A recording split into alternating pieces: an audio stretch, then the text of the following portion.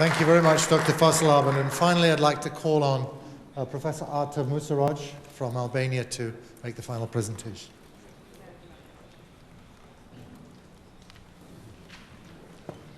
Thank you, Mr. Brann. Good evening, ladies and gentlemen.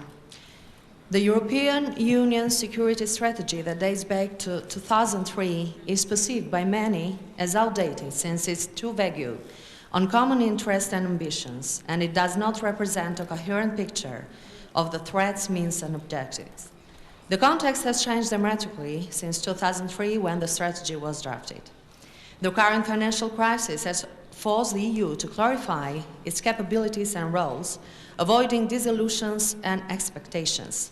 The effective multilateralism, which was the formula on which the European security strategy was based, must be also revised because the strategy context has changed to a multipolar one. The new strategy, with a clear projection towards the future, should focus on the role of civilian and military capacities, proposing more engagement on their collaboration and specialization. Security challenges are rather varied in nature, from illicit trafficking to terrorism to conflicts and other, and the EU would be able to propose important solutions and approaches, but coherence of policies is lacking, and the ability to act using soft power has been often proven to be ineffective. The problem is also that there are many countries that have changed their status from beneficiaries of security to providers at a global level, as the Balkans. Or traditional providers have expanded their influence to other areas, as China and Africa, for example. The EU should find its own unique profile in the security panorama, starting with a new definition of internal and external priorities, strategies, and issues.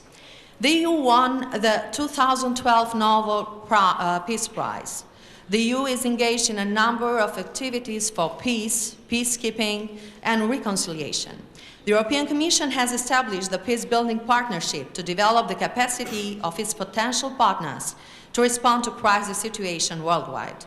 Civil society organizations, in particular especially those with extensive field presence, constitute an invaluable source of expertise in this area, either in providing policymakers with reliable and timely information or analysis of incipient conflicts, or in dealing with its consequences in the field. The EU's policy for the Western Balkans is based on the concept of stabilization through integration. The stabilization and association process uses methods and instruments that are inspired by the model and experience of the enlargement of Central and Eastern Europe, including the Stabilization and Association Agreement. Albania has been a member of the North Atlantic Treaty Organization since 2009.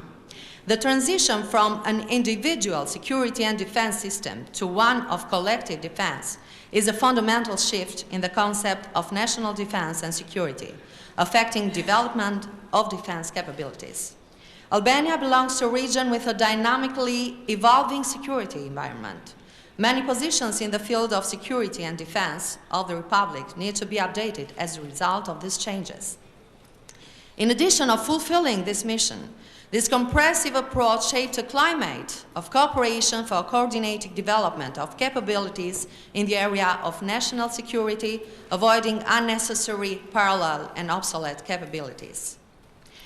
Albania's interests are at the center of the national security and defense system, and as an allied country, the NATO alliance is a key Albanian national interest. In an increasingly global world, we adhere to the principle that there cannot be national security without regional and global security. We consider the integration into regional and international security organization as a strategic priority. The strategic concept for the security and defense of the country is based on the Constitution and on the Alliance Strategic Concept 2010. As the country strives for EU membership, Albania will also take in account the commitments for the Common Security and Defense Policy Concept and the European Security Strategy.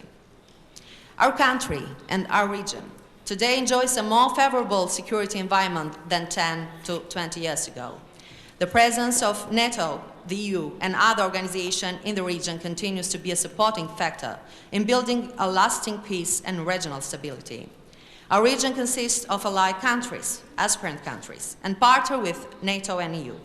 Security and defense reforms in the region have grossly reduced the risk of conventional confrontation, but at the same time, by making an accurate risk assessment, which is one of the main factors affecting our strategic defensive review, we may say that there is a decreased traditional risk, while there is an increased non-conventional and asymmetric risk, which is based on various culture, ideologies, purposes, and the risk may take different sophisticated forms, as well as it is the same for the risk from natural, industrial, and human factors, or the risk emerging from security challenges in the context of the membership with the Alliance.